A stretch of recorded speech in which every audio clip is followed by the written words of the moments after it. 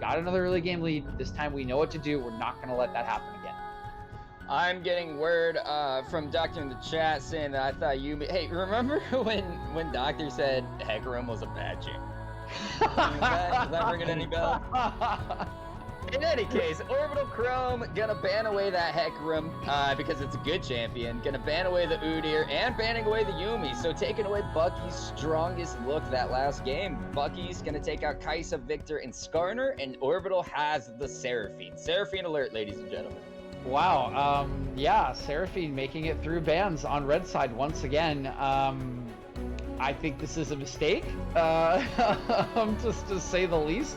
We saw it work very well for VBO earlier on against Akuma. I imagine it will do just fine here. Kai'Sa is a very strong AD carry still, but hasn't been banned all night, really isn't banned at all, and I can't really understand why that one is banned ahead of the Seraphine. But nevertheless, Bucky's going to go right into what looks to be a Lilia. They do still have a lot of time, so not going to really think too much about this hover, as we have seen from Bucky's. They're not afraid to throw out a weird pick here, so it doesn't necessarily have to be the Lilia. And yeah, for Orbital, we do see the Hecarim and the Yuumi taken away. They want to take Array off of Comfort, which, yeah, I mean, I think after a very solid early game is the right way to go. We do see the Lilia come in, and there's a Soraka. That is, okay, that could be very interesting. We have not seen a lot of Soraka. We were sort of joking about it last game as potentially being a better pick than the Yuumi because it could roam. It ended up probably not being. I think the Yuumi was probably fairly effective when you got a fed Hecarim running around the map. Yeah. But we do see the Rengar come back in for Derico, so right back onto another assassin jungler. Maybe not thrilled with his Kha'Zix's performance in game one, so we'll go on to another AD assassin, but assisted. Outside of that one pick in the base, I do agree. I thought he was very good on the Sivir. He handled being alone in lane just fine. Of course, he was up against a Heimerdinger, but he handled team fights very well and thought he had a good game, so he'll hop right back on the Sivir. And we'll see what Bucky's has up their sleeve for phase one. I'm expecting a little more spice because we already got that Soraka. I was about to say, I am wondering if that's a Soraka solo laner. That was the first thing that popped into my head when I saw the Soraka get picked. Well, if Leona's locked in, it looks like it's gonna be. Oh my gosh, this is so fun. Bucky's fun.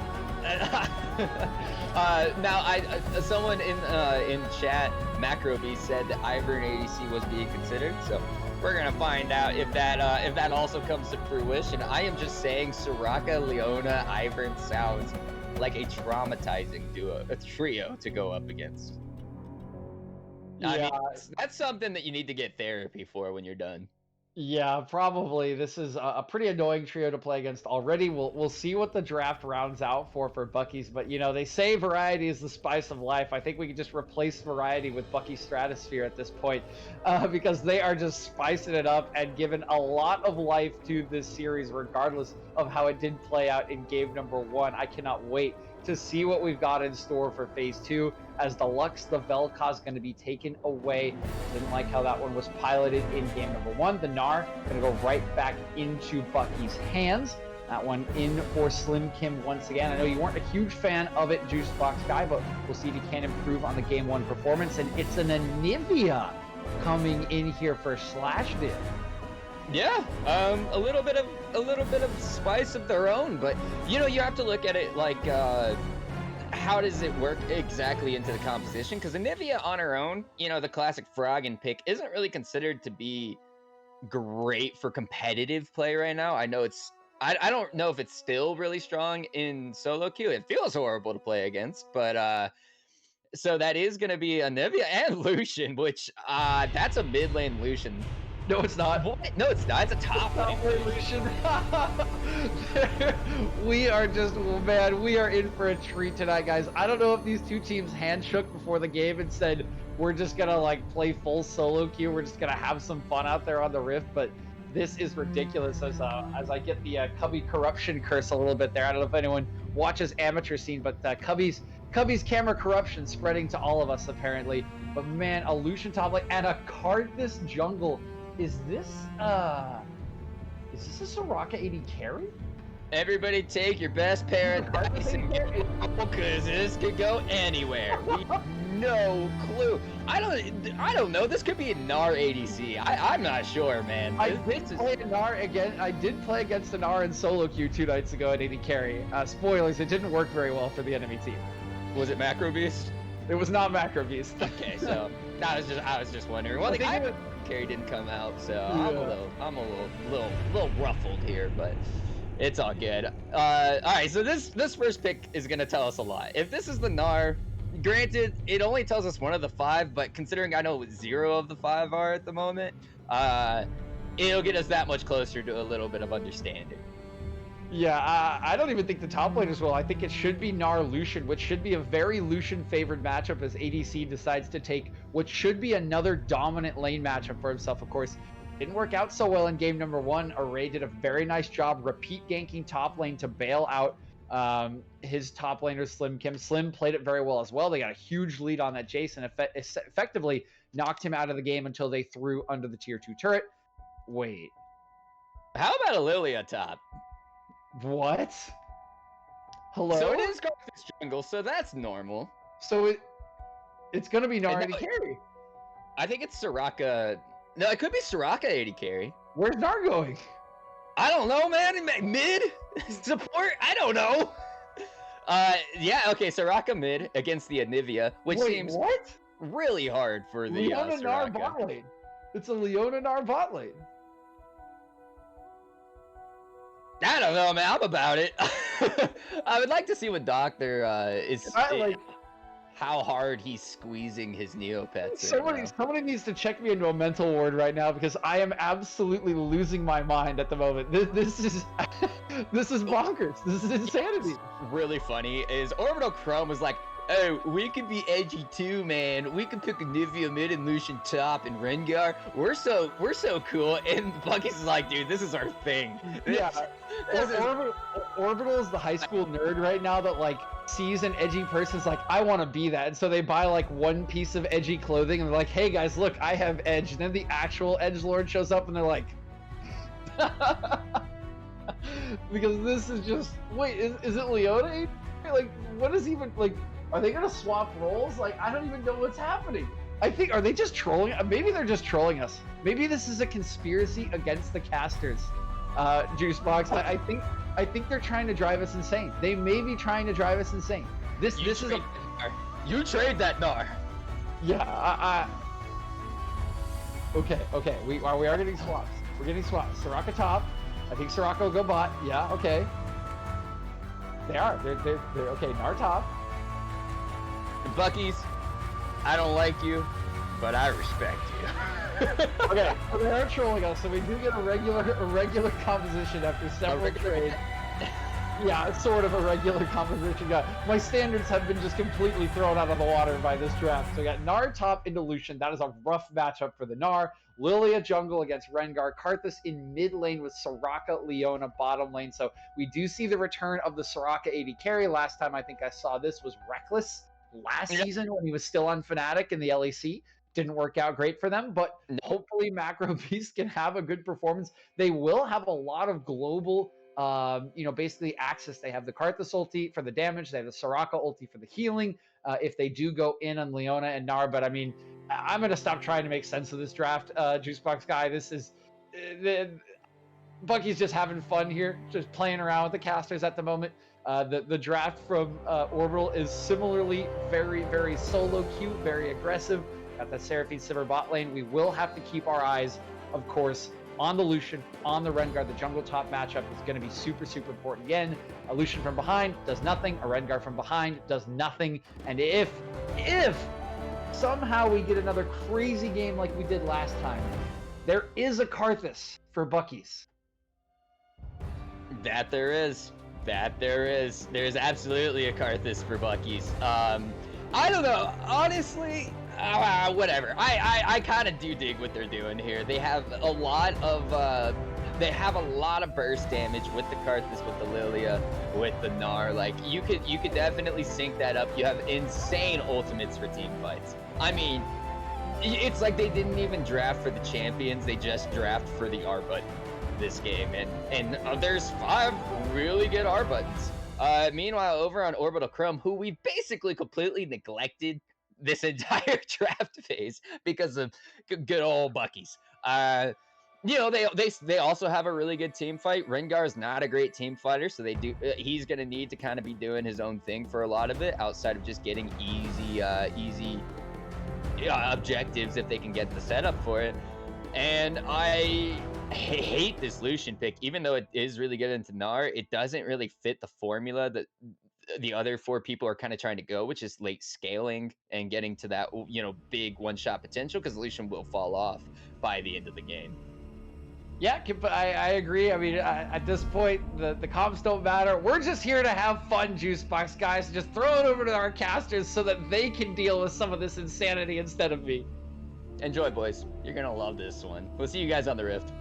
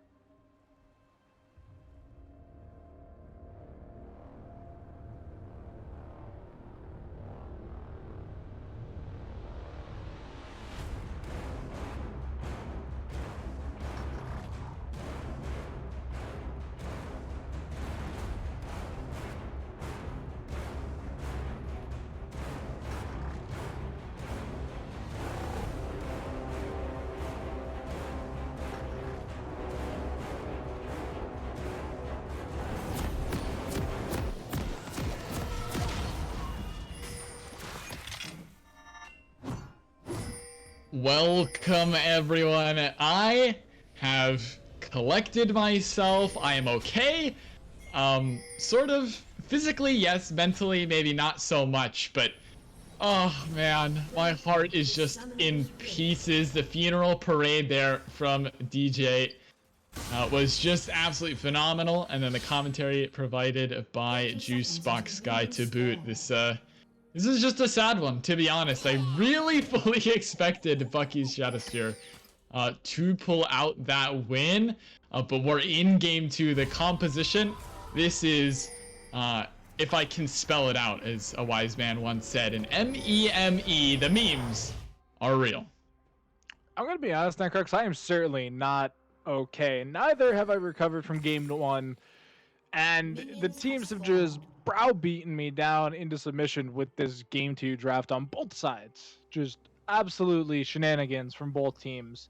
I'm gonna say it on live, just like I said it before we went live. I think the Bucky's draft was actually better before the swap, with Lily atop, Karthus jungle, Gnar Leona bottom lane. I think that is a lane that you can be a team that you can be quite productive with.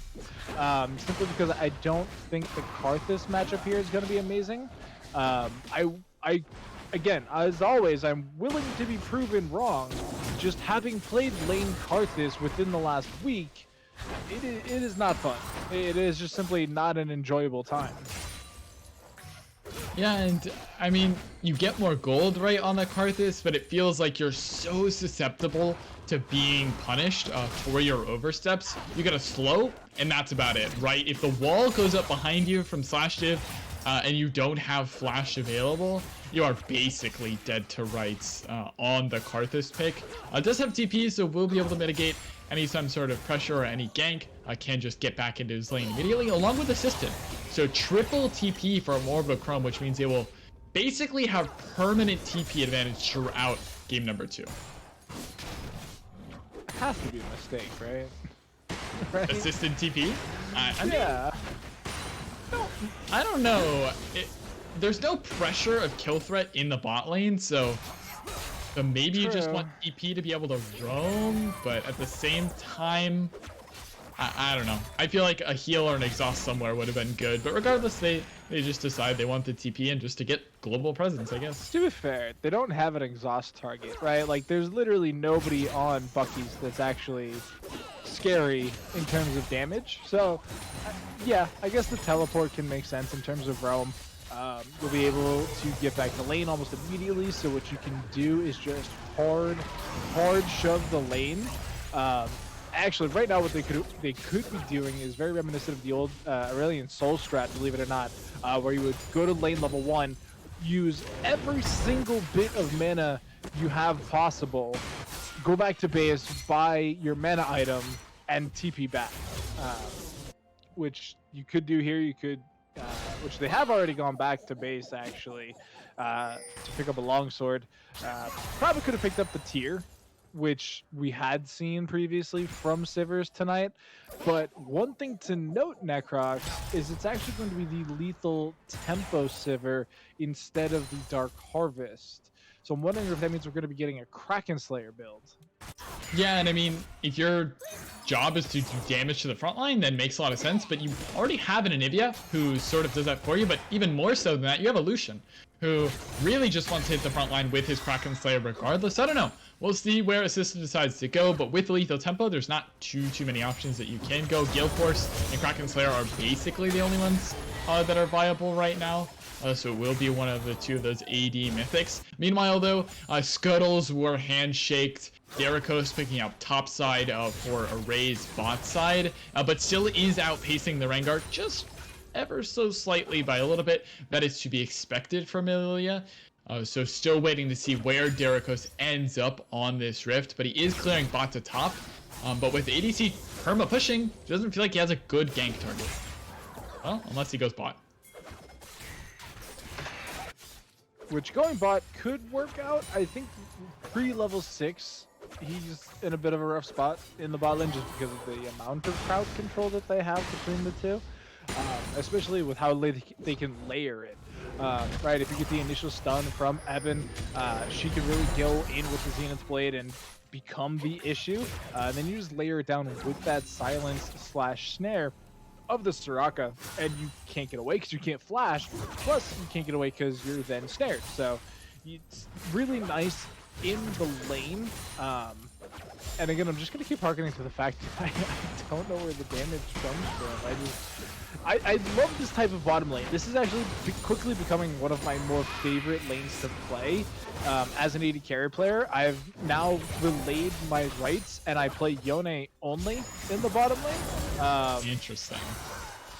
You just get so much more value out of the pick than any AD carry, it feels like. At least where I play. But, like, the double Enchanter balling that we saw 2 weeks ago in Excellency did a lot of work, and it was very great. You know, I don't remember exactly what it was. I believe it was like Senna, might have been Senna Soraka. I don't remember exactly. But you just never die, and you never let your teammates die. Whereas this time, you never die, and you get the crowd control out of the Leona. So, Array, Slim Kim, and Spurge have to be the damage. They have to be the people actually killing people. Yeah, and so on that same point, right, you get Slim Kim, who's Gnar. He does some AD damage, mostly though just tank. Unless you're landing a full combo on someone, you're not really outputting too much raw attack damage. But most of the damage is ability power though. As the culling comes down, Derikos is here to cut off the escape route from Slim Kim, and he should just accept his death here. Easy for Splud to Orbital Chrome in the top lane, and overextension will be punished to the fullest extent. as Lucian has begun the snowball. Silver Spur's also quite in danger of falling here. Had a cooldown come up just a second earlier. And yeah, I mean, the snowball in the top lane, that is going to hurt a lot. I mean, we're already seeing a CS lead start to come in. They'll equalize a little bit on this back, but overall, you're backing here with 750 gold for the Lucian. You can build your longsword item. You can get a bit of engage. Nice engage. The TP is coming through as well. There's the Requiem, and a sleepy member as Nelson will go down to Array. The fight's still going to break out, though, as Evan, she's on the front line trying to keep the Lucian in place, but just can't do it. Dashing forward, but the healing is coming through from the Soraka. The slow is there, and the healing will regenerate these members just enough. Bucky's finding a 1-for-1, not too bad, but TP committed by both top laners, and certainly Slim Kim getting the worst end of the deal. Or excuse me, Slim Kim just TP back to top lane. It's completely opposite. It's only Silver Spurge calling down the Requiem in the global presence, but ADC will lose a lot of that farm topside.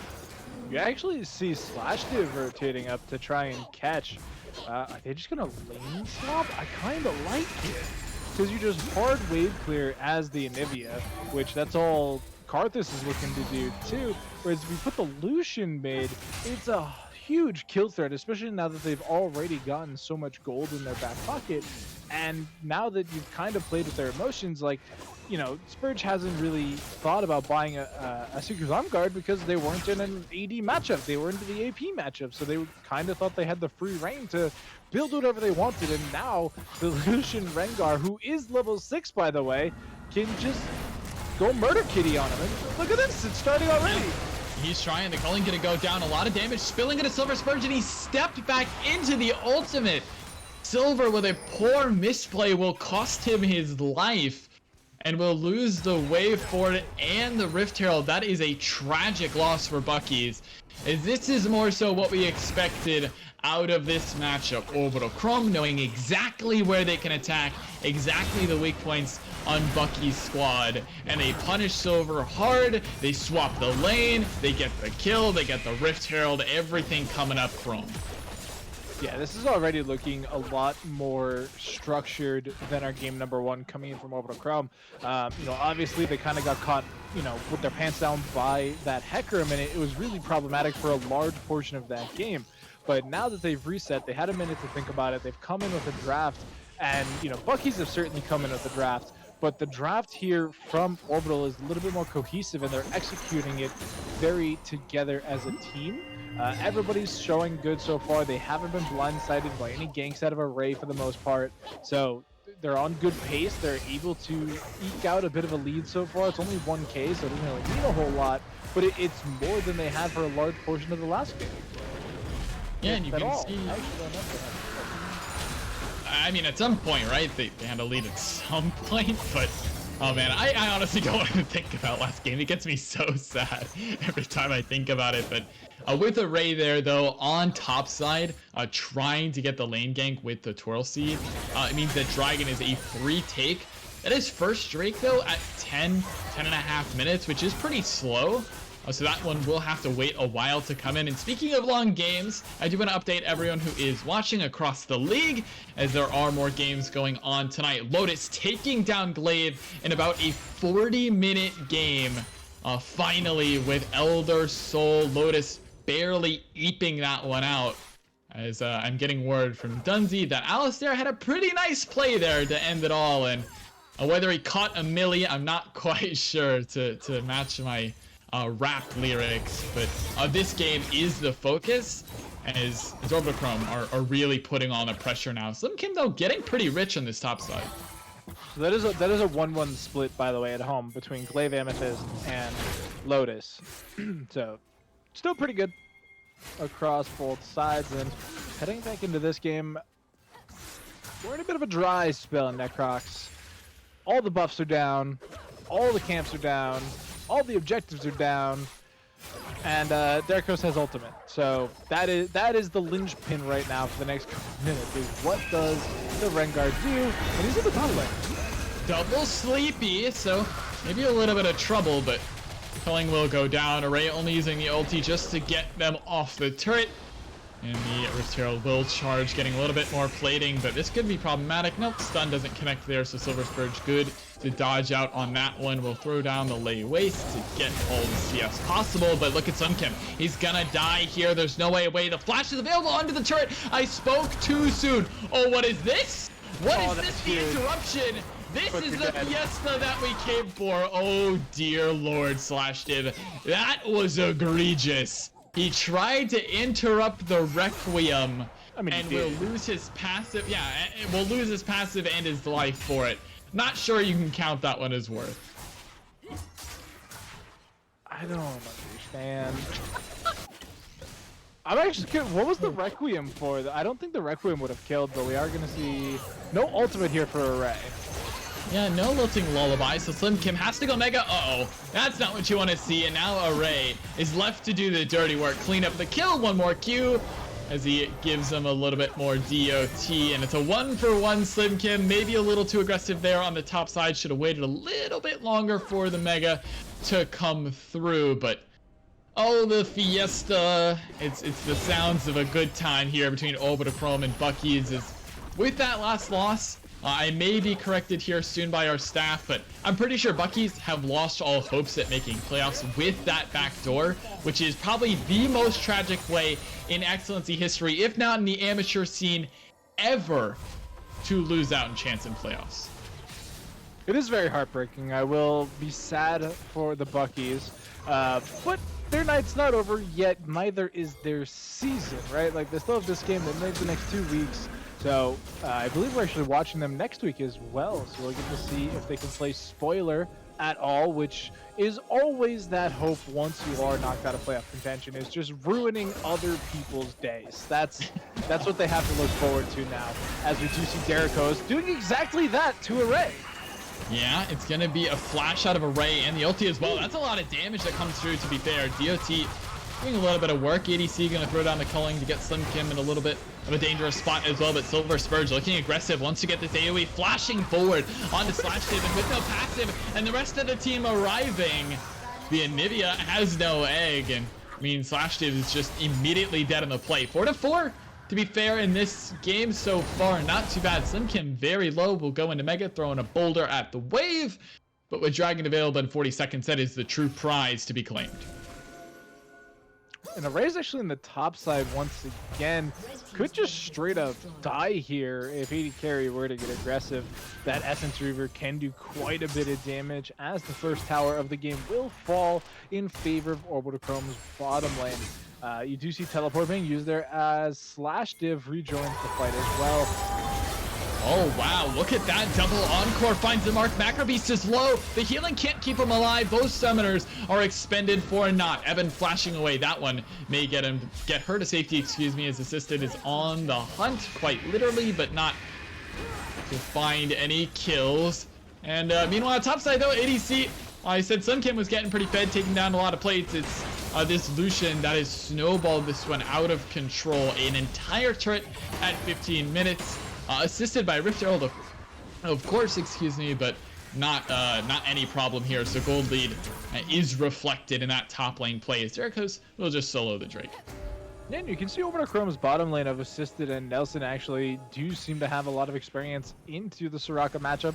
You always go for the healer. Once you take them out, everybody else is easy picking, and so especially when it's a tank like Leon, you just ignore him, right? Like, why even bother? If you get crowd controlled, so what? Just keep W keying harder, and they are nicely rewarded with it, as I think Spurge's dead.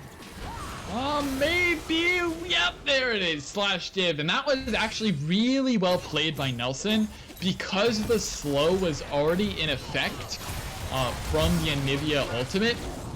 So killing goes down. It does actually convert into a root there. Derrickos though steals this one away. Array is dead as well. And now on the hunt, the thrill of the hunt is through for Slim Kim. As Derrickos, he finds himself the first kill. Orbital Chrome, they find 3. They find themselves a Rift Herald out of nowhere. And this is the gameplay we expected, Doctor. They're gonna need a medic. They need to kill people, is my advice. That is the biggest thing holding them back right now, is they just simply don't have a kill button.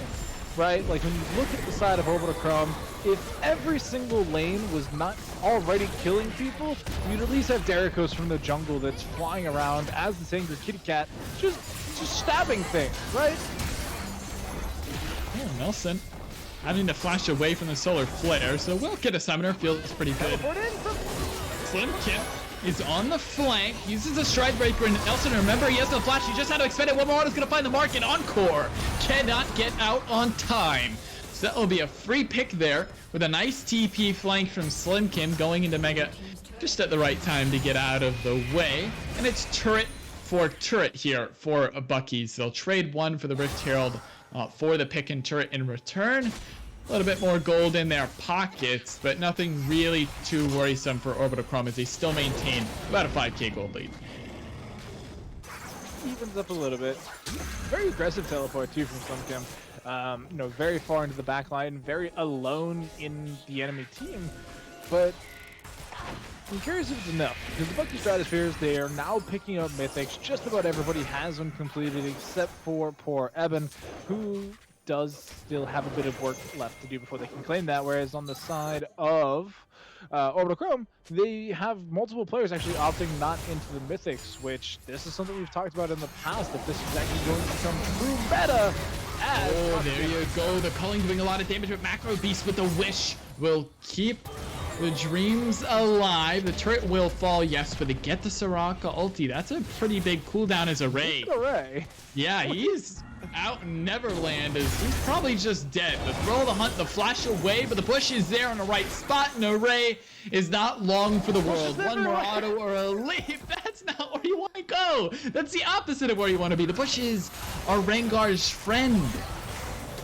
This is actually just karma for Ray getting that beautiful cloud map last game and being, you know, so beautifully rewarded for playing Hecarim. This time it's Derricos' time to shine, you know, having that Ocean Soul map, and so you get all these extra bushes, and like this is the type of like game where like if the maps were predetermined, right, like a champ select, like if you knew what rift you were gonna get at champion select, you would pick Rengar on Ocean because you just get so much benefit out of it, whereas like you simply wouldn't pick Zoe if it was Infernal, right?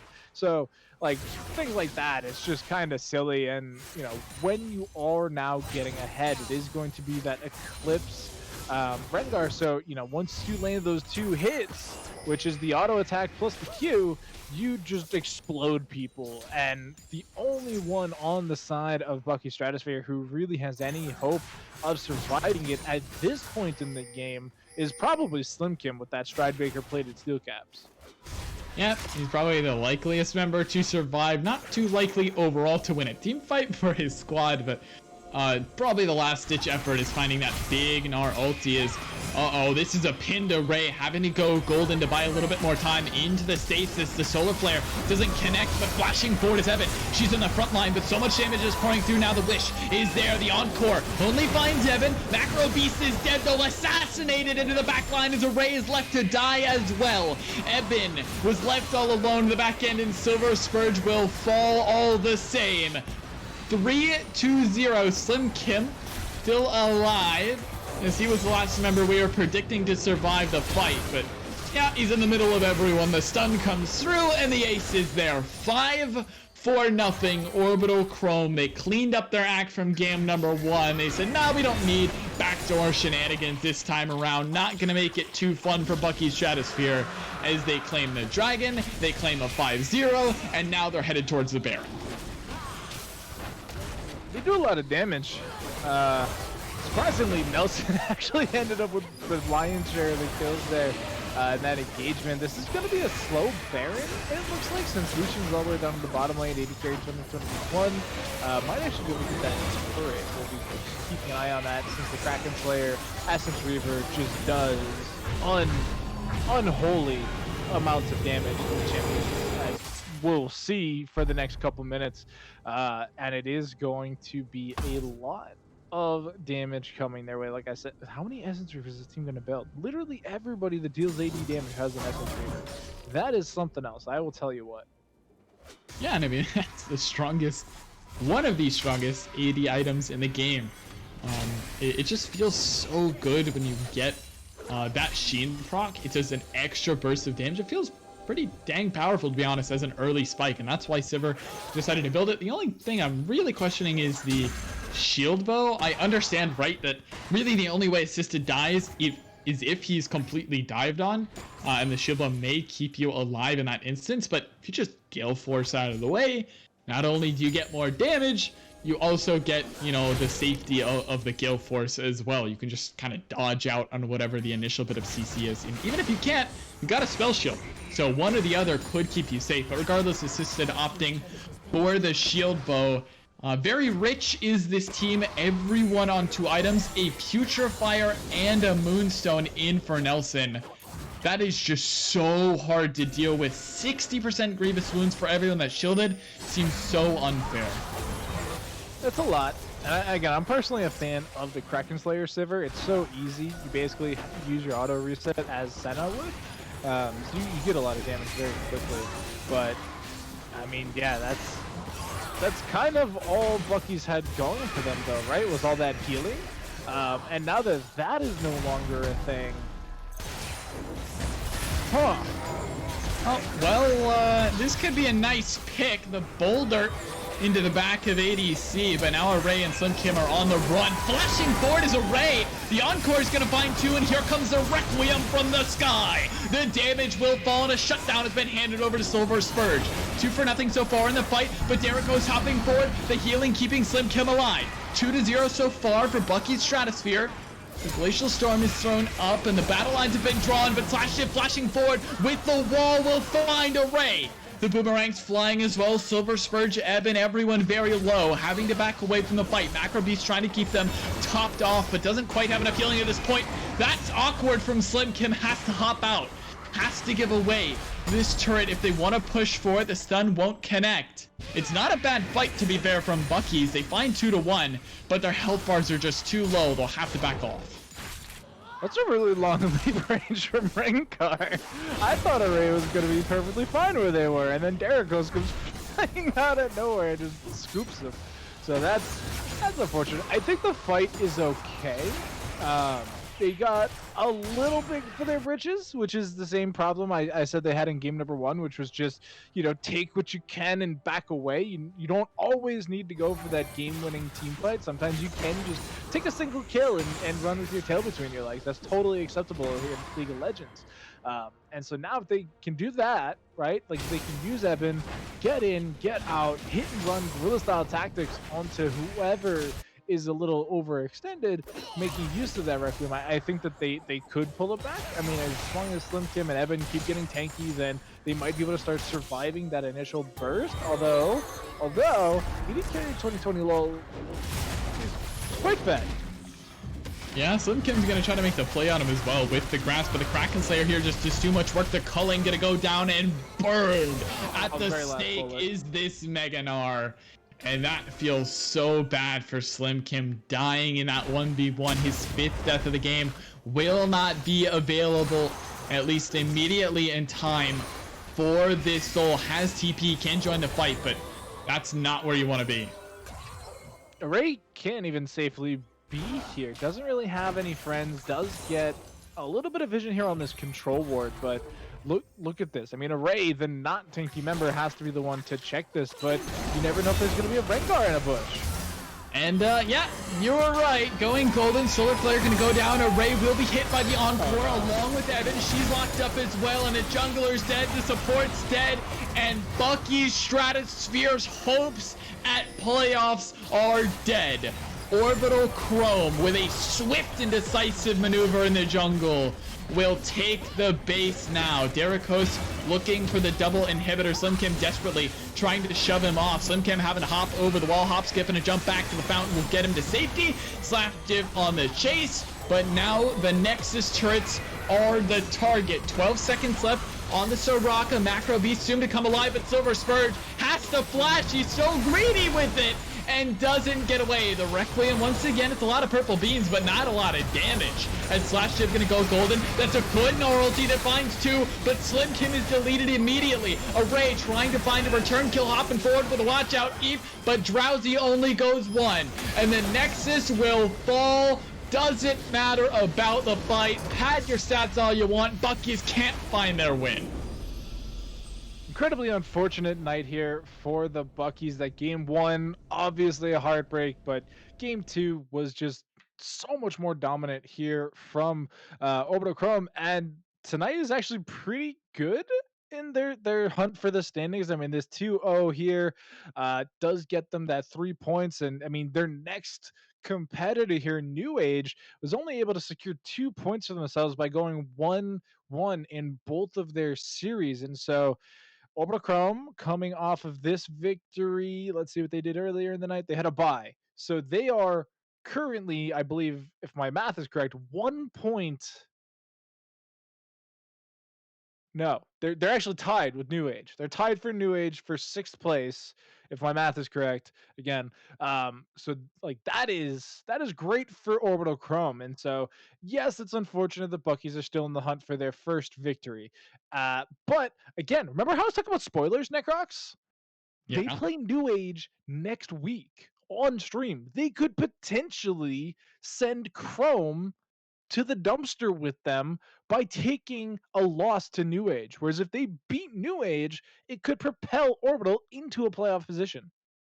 We'll see if Zephyr's bars get them the energy to get them that next spot into the playoffs. But yeah, this series is just a heartbreak at the end of the night for Bucky's Stratosphere. I mean, you really got to feel bad after losing game 1 in that fashion. You can understand why losing game 2 seems so easy, right? The mental distraught that they must have been through. I went through mental distraught. I was crying while the analyst desk was speaking, so I could only imagine what the players and fans and coaching staff were feeling for Bucky's as well. But to break it all down, of course, we're going to throw it to, oh yeah, yes, of course, Doctor, thank you for reminding me. Vote for your MVP, please, ladies and gentlemen, so we can get an interview set up. I believe we already have a good idea of who we want, but of course, chat, please take your votes as well, as they're screaming no, don't vote. But yes, indeed, take your votes as well. We'll throw it over to the analyst desk, though, to break down what's been going on in the league so far and what this night means for Orbital Chrome and Bucky's Stratosphere.